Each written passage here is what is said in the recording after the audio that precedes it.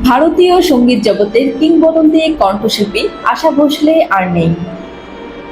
৯২ বছর বয়সে তিনি মুম্বাইয়ের একটি বেসরকারি হাসপাতালে শেষ নিঃশ্বাস ত্যাগ করেন।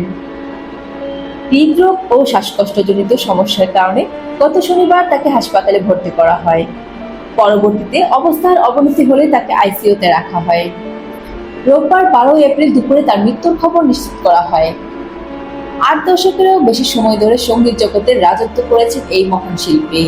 হাজারো কালজয়ী গান দিয়ে তিনি মুগ্ধ করেছেন প্রজন্মের পর প্রজন্মকে। শাস্ত্রীয় থেকে শুরু করে লোকসঙ্গীত, পপ ও গজল সব ধারাতেই ছিল তার অসাধারণ দক্ষতা।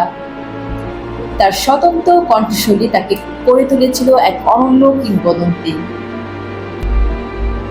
দিল চিজ কেয়া হে, ইন আঁখোঁ কি মস্তি কে, এমন অসংখ্য গান আজও জীবন্ত মানুষের হৃদয়ে।